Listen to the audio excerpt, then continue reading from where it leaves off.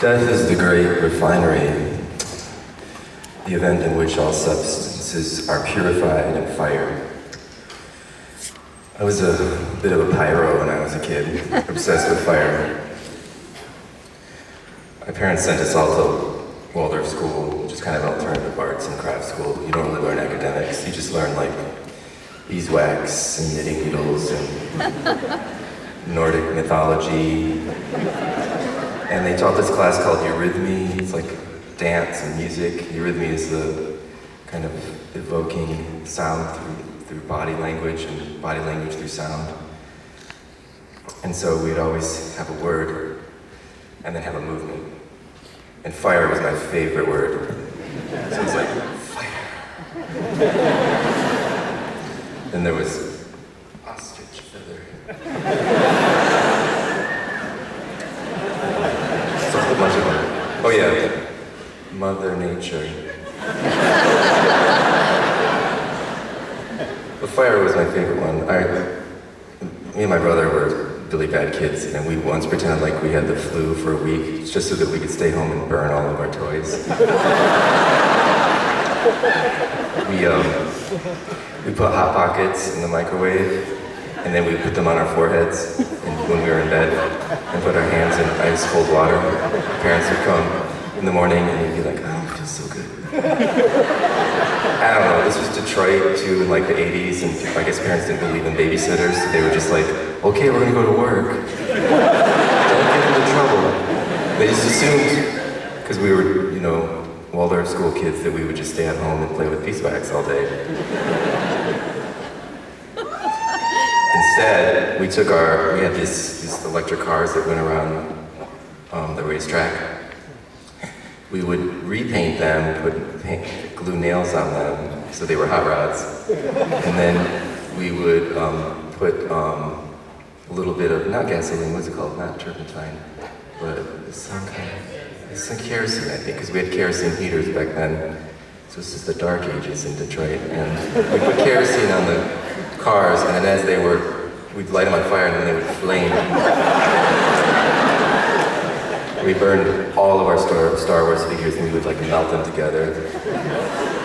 So it'd be like Obi-Wan, Boba Fett, Siamese twins.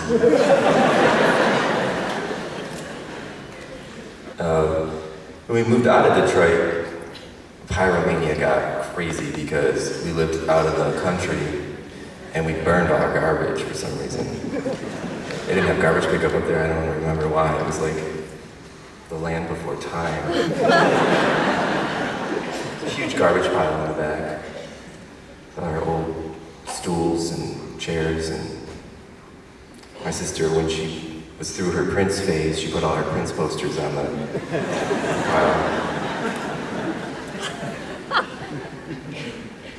And we also had a bunch of animals up there, because my stepmother, she evolved from crazy cat lady to like just crazy Dr. Dolittle lady, and she just loved animals. So she would go to the Humane Society and adopt everything. Everything that had a special need, she adopted. So yeah, we had like the 3-legged black lab. He's really cute. And then we had the California king snake that was blind. It was always like running into things. And we had a Siamese cat that was agoraphobic. It just would not go outside.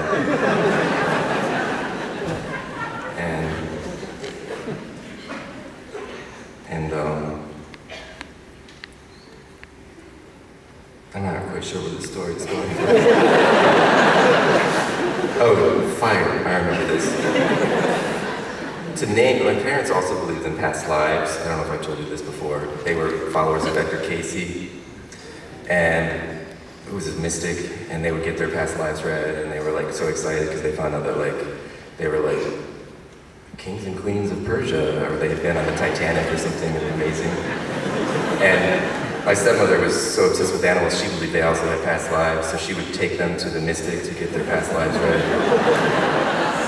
And then she would name the animals after their former lives.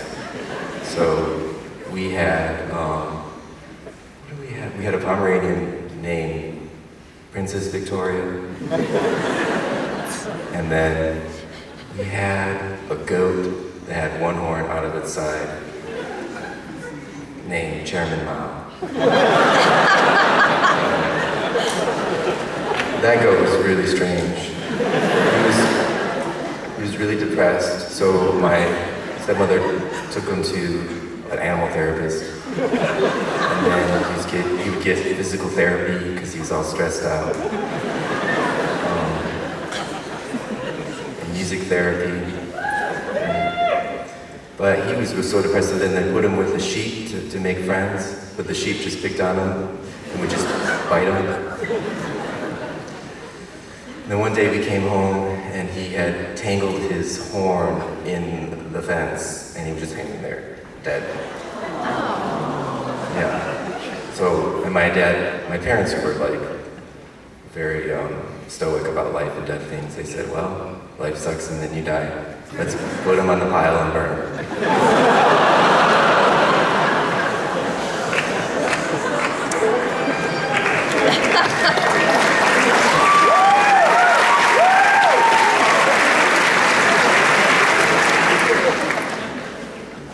So that's what we did. We burned all our animals. I'm not even going to begin to tell you.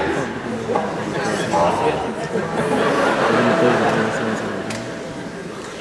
I had this beautiful little albino rat named Mr. Bossy Pants. I forgot to name him, thankfully. My stepmother was like, no, his name is Nancy Reagan. But I only had him like a couple months and then he got tumors everywhere. And so my dad put him in a coffee can and just hit him with a hammer to put him out of his misery.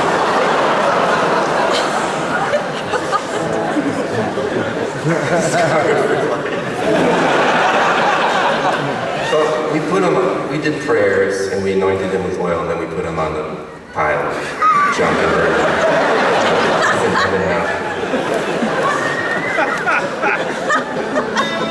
Gosh. Alright, I'm gonna shut up the place.